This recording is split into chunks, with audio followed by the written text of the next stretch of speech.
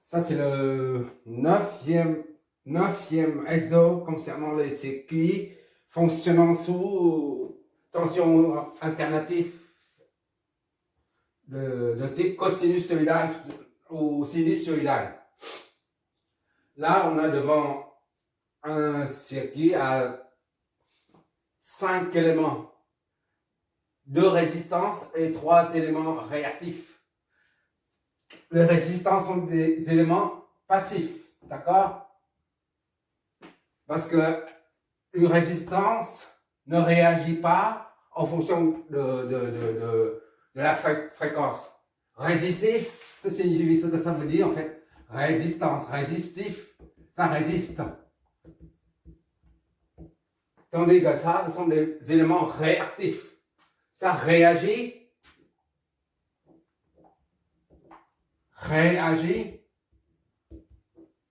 aux fréquences. D'accord? Puisque J, oméga N, ça devient de plus en plus grand si oméga augmente. D'accord? Si oméga augmente, la réactance capable inductrice. Puis donc,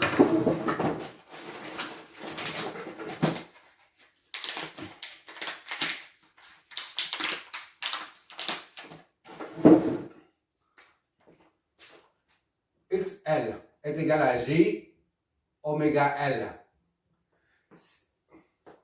Au fur et à mesure que la fréquence ou la pulsation augmente, plus la fréquence augmente, plus la réactance augmente.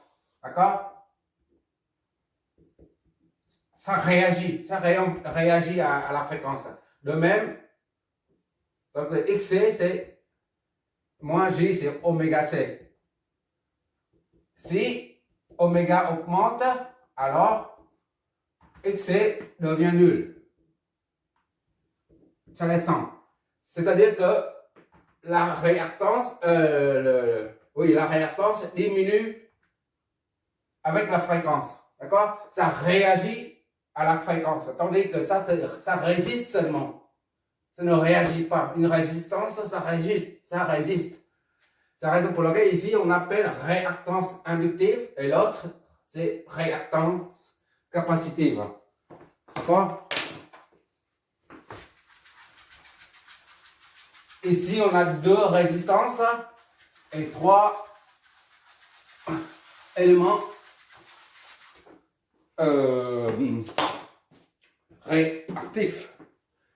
Les condensateurs et les mobiles sont tantôt passifs, tantôt actifs. Tandis que les résistances sont tout le temps passives. D'accord? Pourquoi c'est tantôt passif, tantôt actif? Vu l'exo précédent, on a eu comme ça là, l'exo numéro 8, je crois. On a un condo comme ça et une inductance, une bobine comme ça. D'accord? Comme on sait que dans un condo, pour un condensateur, à l'intérieur, il y a le champ électrique. D'accord? Tandis que pour une bobine d'inductance, il y a le champ magnétique. Et l'énergie, pour un condo, l'énergie est stockée dans le champ électrique. Tandis qu'une bobine, l'énergie est stockée dans le champ magnétique. D'accord? Quand la bobine se débite, se décharge, si tu veux, et le condo reçoit l'énergie. D'accord? Donc, c'est un récepteur. Pour l'instant, le condo joue le rôle de récepteur. Et ça joue le rôle de générateur. Parce que ça génère. Une fois, et après l'alternance qui vient, il y a 2 alternances. Alternance positive et une autre négative. Supposons que pendant cette alternance positive là, la bobine débite se décharge. Alors, dans ce cas-là, le condensateur reçoit l'énergie. Et une fois la bobine se décharge complètement, il n'y a plus d'énergie au sein de son champ magnétique. À ce moment-là, c'est le condo qui se décharge. D'accord? Et la bobine reçoit à son tour l'énergie en provenance du condo. C'est-à-dire, maintenant, la deuxième alternance, on suppose, hein, deuxième alternance, c'est le condo qui joue le rôle de générateur. Et la bobine d'inductance reçoit de cette énergie, donc c'est récepteur. C'est la raison pour laquelle on vient de dire que les condensateurs, les bobines sont à la fois récepteurs et générateurs. D'accord? Tandis que pour une résistance comme un ou un 2, elles reçoivent tout le temps de l'énergie. Elles ne génèrent pas. D'accord? Ça, c'est une remarque pour dire pourquoi on définit une bobine d'inductance L et un condensateur de capacitance C sont tantôt actifs et tantôt passifs. Bon, maintenant, il s'agit de déterminer tous les courants dans chaque branche du circuit, ainsi que la différence de potentiel aux bornes de chaque élément. D'accord? Et à partir de là, on en déduit les déphasages. Là, il y a beaucoup de choses. Il y a un courant ici, là, 2, 3, 4, 5. Il y a 5 différences de potentiel aussi. Et pour étudier ce circuit, on va l'analyser dans le domaine fréquentiel. On ramène tous les paramètres du circuit. Là, il y en a 1, 2, 3, 4, 5 et 6. On ramène tout ça, tous ces 6 paramètres au domaine fréquentiel. Et on analyse le circuit au domaine fréquentiel.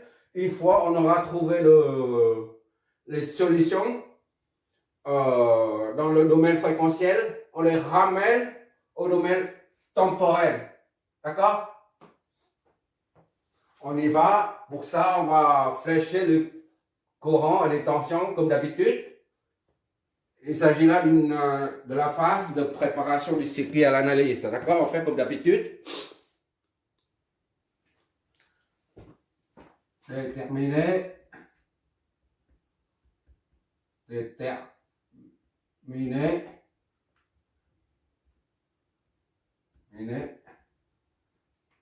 Tous les courants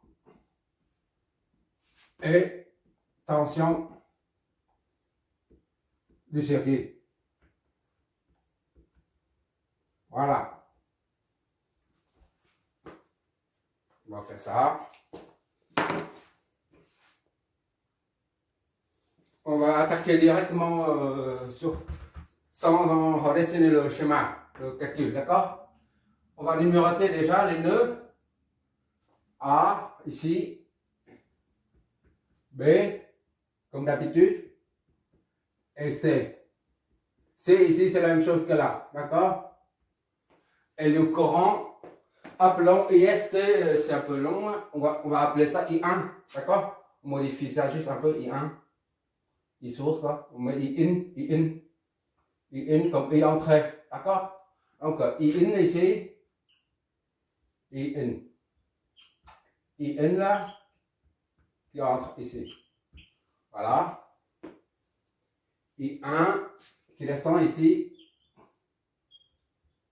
I2 qui passe par là. On va vérifier la cohérence après. I3.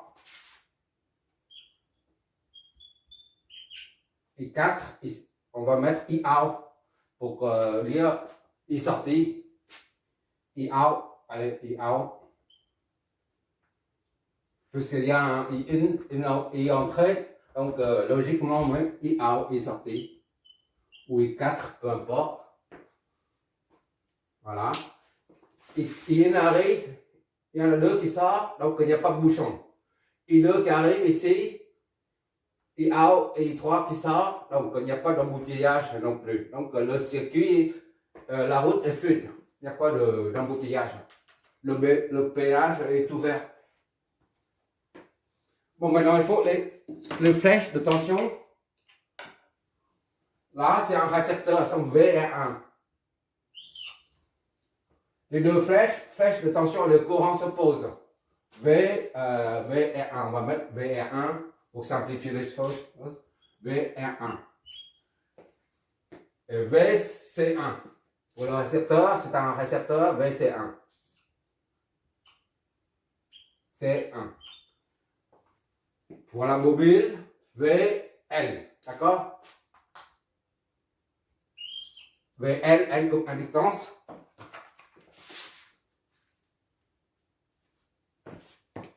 VL.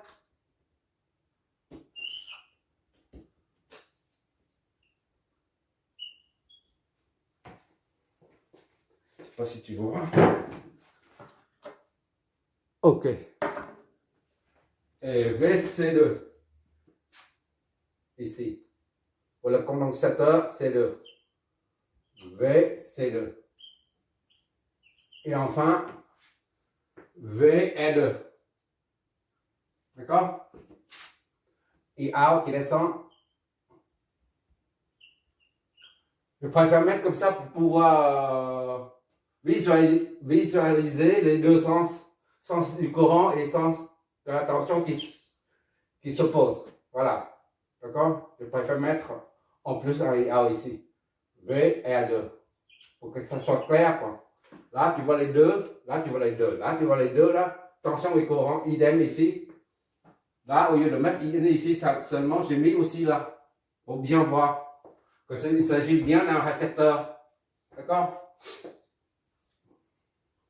On verra la tension, mais on n'en a pas besoin. Tu n'as pas remarqué que pendant les 3 ou 4 premiers exos concernant les circuits à courant alternatif, on n'a jamais utilisé la loi des mailles. Seule la loi des nœuds, à la limite, on l'utilisait pour raccourcir ou c'est une option. Si on utilise la loi des nœuds, soit on n'utilise rien du tout, mais la loi des mailles n'intervient pas parce que le courant circule dans tous aller-retour tout le temps. Par contre, en courant continu, tu utilises les deux lois, loi des mailles et loi des nœuds. Il suffit de revoir toutes premières vidéos de cette chaîne YouTube, tension, courant et masse. Je me rappelle bien si je ne me trompe pas.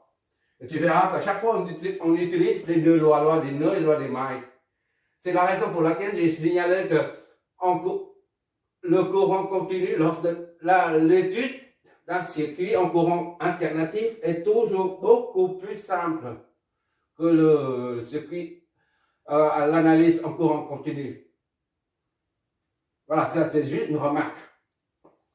Et maintenant, on y va. Bon, comme il s'agit d'un circuit à courant alternatif, on doit convertir tous les paramètres en ce fréquentiel. Primo, c'est ça. Ça, bon, on va faire, on commence par ça. In, T, dans le domaine temporel, parce que on est dans le domaine temporel, parce qu'il y a la variable T, d'accord? 5 fois cosinus oméga T. Oméga T, c'est 1. Oméga, c'est 1, T. D'accord? Plus phi, c'est 0. Degré. Voilà. Comme ça, pour bien voir. Donc, en domaine temporel, ça donne, en nombre complexe, V, il n'y a pas de variable T. Tu reprends l'amplitude 5 et tu mets la phase 1. Tu mets 1, c'est pas la peine. Et la phase, c'est 0. D'accord? Ça, c'est en ampères. C'est primo. Ça, on est en temporel. Ça, on est en fréquentiel. Voilà. Et maintenant, il nous reste 5 paramètres à Z1. Z R1 est égal à A plus JB. Ici, A correspond au réel, B correspond à la partie réelle. Réel ici, B correspond à la partie imaginaire. A correspond à R1, d'accord, plus J, il n'y a pas de B là, il n'y a pas de J là. Donc c'est-à-dire 0. 0 fois J, ça fait 0. Il n'y a pas de J là. Donc en nombre complexe, ça c'est le nombre complexe, d'accord, sous forme polaire. Voilà. Z R1 est égal à R1. Soit Z R1 est égal à 2. 2 ou 2, 0. D'accord? Z R1 et donc 2, 0. Je mets toujours sur cette forme. Mais tu peux mettre ça comme ça. Hein. Ça, c'est la sous-forme cartésienne. A plus JB. A, le nom complexe, Z, R1.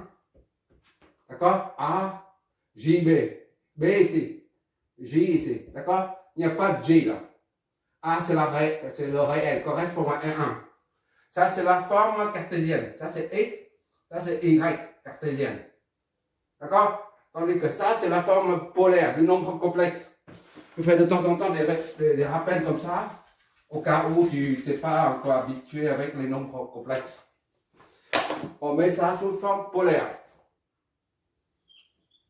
Ça, c'est en homme. Voilà. Idem pour Z et 2. Quand on travaille avec les nombres complexes, on doit garder à l'esprit qu'on est en fréquentiel. D'accord? Z est 2 et donc est égal à pareil. R2 c'est Z R2 est égal à 2, 0, ohm. D'accord? Voilà. Maintenant, il nous reste 3 éléments réactifs à amener au domaine fréquentiel. On commence par L. Dans le domaine fréquentiel, on appelle ça le nom complexe, là, L, c'est égal à J oméga N. D'accord? J, oméga, on a dit, c'est 1. D'accord? Oméga est égal à 1 radian par seconde. D'accord? Fois 1 fois L. L, c'est combien? 4. Est égal à 4J. D'accord? Or, J, c'est 1,90. Tu revois tout ça. Donc, XL,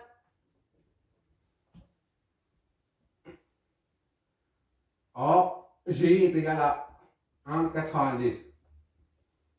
En nombre complexe, le nombre complexe J, sous forme polaire, c'est ça. D'accord? Tu revois l'exemple précédent, mais tu comprends ça au cas où.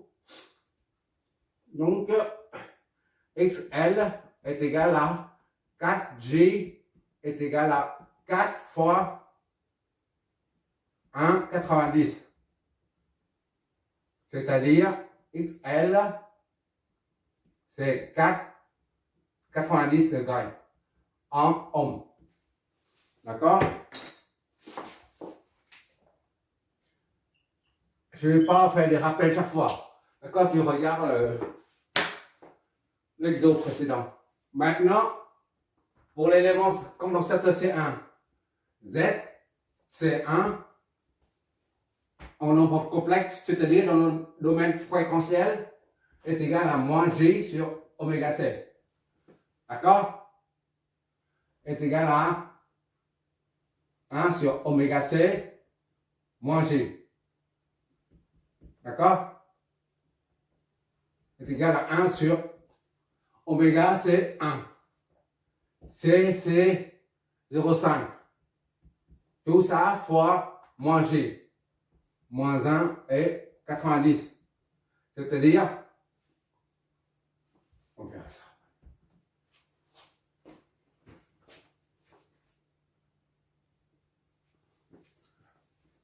Ça c'est 0,5. D'accord? j'ai oublié ça. 0,5. Ça donne ZC1 est égal à moins 1, c'est 0,5, c'est faire 2. 2 moins 1, c'est faire moins 2. 90. D'accord? Homme. On n'a pas à convertir ça en signe plus. On verra ça après. Quand c'est nécessaire. Pour l'instant, on laisse comme ça le moins. D'accord? Ça ne nous empêche pas de continuer. Bon, ZC2 maintenant. Le condensateur, le deuxième. C2 est égal à moins J sur, là c'est C1, C1, voilà. J sur oméga C2. Donc 1 sur oméga C2 moins J, idem en haut là, est égal à 1 sur oméga C1 fois C2. C2 c'est la même chose, 0,5 farad. D'accord? Moins 1, 90, soit ZC2 est égal à moins 2 aussi. 90. Idem en haut. Voilà. À présent, tous les paramètres du circuit ci-dessus là sont amenés au domaine fréquentiel. ZR1, ZR2, R1 et 2. Là, c'est la bobine. Ça, on peut appeler ZL. D'accord? Et ça, c'est ZC. D'accord? ZL, ZC1, ZC2. C'est bon. Ainsi que le courant qui est amené au domaine fréquentiel. Pour trouver l'impédance totale. D'accord? On y va. On prend ici, c'est des 0, 0, 0 et 0. Bon. L'impédance, c'est O, c'est-à-dire, ça vaut la combinaison des deux en parallèle.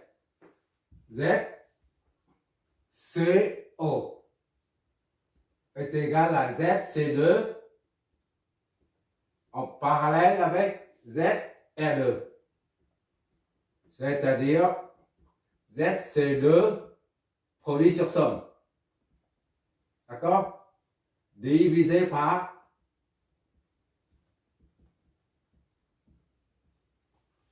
voilà. Qu'est-ce que ça nous donne? Produit sur somme. Produit de ça et ça sur la somme des deux. ZC2, on a là moins 2, 90 fois ZR2. 2, 0. Divisé par ZC2 moins 2, 90 plus ZR2. 2 et 0. Tout ça nous donne ZCO est égal à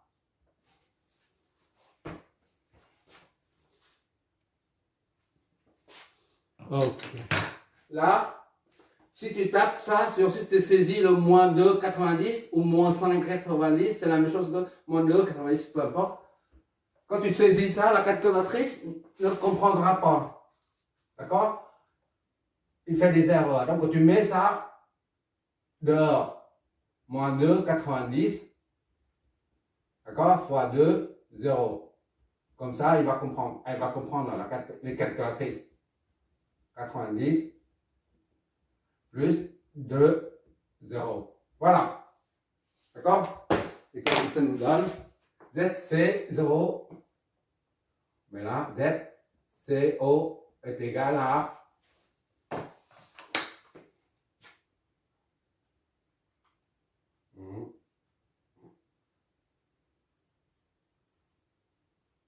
voilà.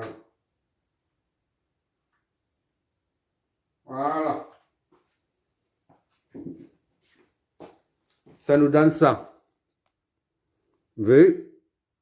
Maintenant, on va convertir ça en module et phase. En module et phase. Racine de 2 et quelques. Et moins 45. D'accord? 1 moins J. Moins J, c'est-à-dire, on module les phases, racine de 2, moins 45 degrés. Ça, c'est en ohm. ZCO, c'est cette portion-là, cette partie-là, ZCO. Les deux en parallèle. Maintenant, on additionne ZBCO. Ça plus ça. ZBCO. On va doucement, étape par étape. Ça donne ZL est égal à ZL en nombre complexe plus ce qu'on vient de trouver. ZCO. C'est-à-dire ZL, c'est là, ZL. D'accord? C'est XL en fait. ZL c'est 4. 90. D'accord? Plus ZCO, c'est ça. Racine de 2 moins 45 degrés. Qu'est-ce que ça nous donne? ZBCO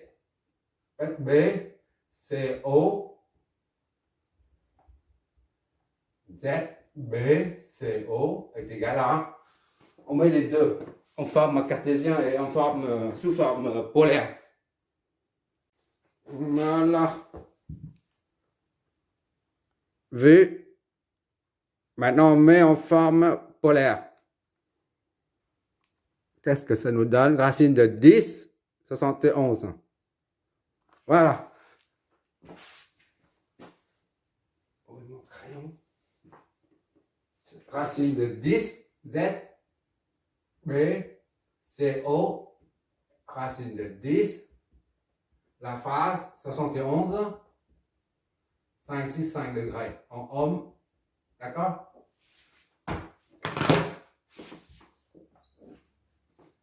BCO, c'est cette branche-là. BCO. Maintenant, il faut la branche combinée. BO, c'est-à-dire ça en parallèle avec ça. On va l'appeler BO. BO, d'accord? ZBO est égal à ZC1 en parallèle avec BCO qu'on vient de trouver. BCO. BCO. Voilà. Produit sur somme.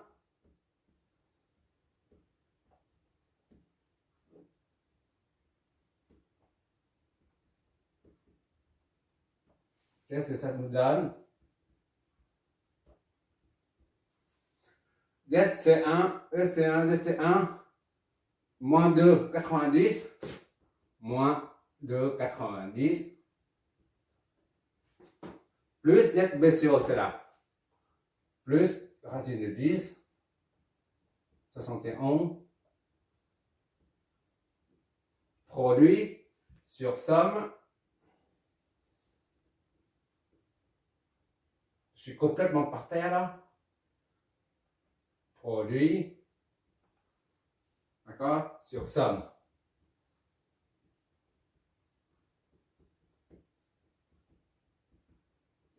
Qu'est-ce que ça nous donne?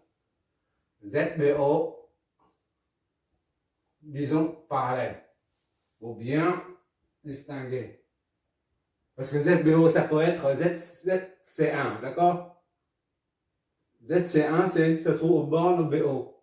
Maintenant, on recalcule BO, on met un signe, le signe, le symbole parallèle pour dire que c'est la combinaison des deux, de ça et ça, la somme des deux, de ça. Donc, ZBO parallèle est égal à. Qu'est-ce que ça nous donne? Hop, on donne ça. On va mettre en forme polaire. Voilà.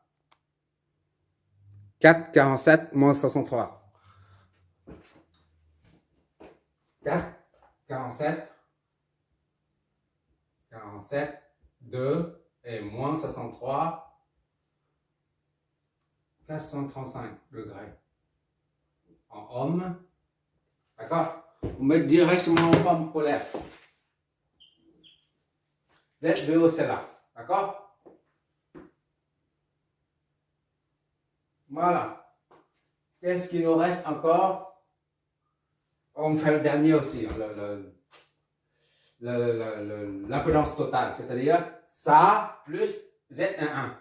Comme ça, c'est terminé pour les impédances du circuit. Il me reste dernière ligne, OK. Comme on en profite de la dernière ligne, Z-in, Z total est égal à Z-in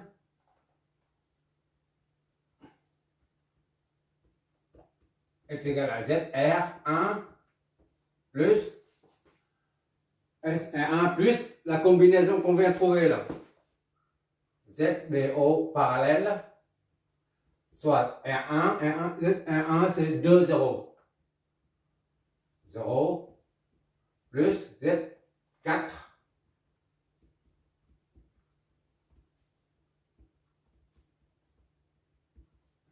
Donc, Z-in est total est égal à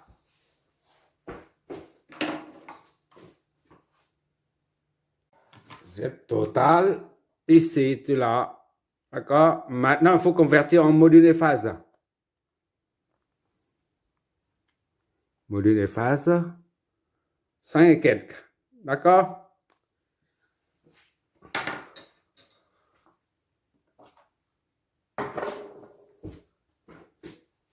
Z total,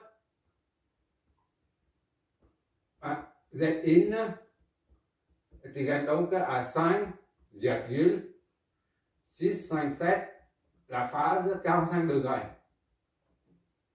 Homme. On profite de la dernière ligne de l'espace qui reste là pour calculer ça, ben, sinon on n'a pas besoin. Hein. On va tracer tout ça. Je vois toujours, frère. Ok, on voit toujours. Bon, maintenant on va 5. Non. Pour calculer, bon maintenant on va calculer tous les courants. Un petit rappel concernant le pont diviseur de courant. Voilà. Toujours un problème de cadrage là. Ok. Pour un pont diviseur de courant, tu regardes les premières les vidéos concernant le pont diviseur de tension et pont diviseur de courant. D'accord? Et 1 et 2 ici. Tu as le courant arrivé, courant total, et après I1, et là I2. Un petit rappel, I1 est égal à la résistance opposée 1, 2 sur la somme des deux.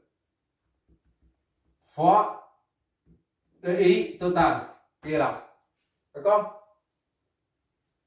I2 est égal à la résistance opposée, c'est celle-là. R1 sur la somme des deux fois le courant qui arrive. Courant total, I. D'accord? On va appliquer cette formule à ce circuit. Pour les lieux, I1 et I2. I1 est égal à la résistance totale, c'est le BCO divisé par la somme des deux. BCO plus ça, BO. D'accord? Et le tout multiplié par le courant connu là, IN. On va faire ça. De même pour I2, on va voir au fur et à mesure.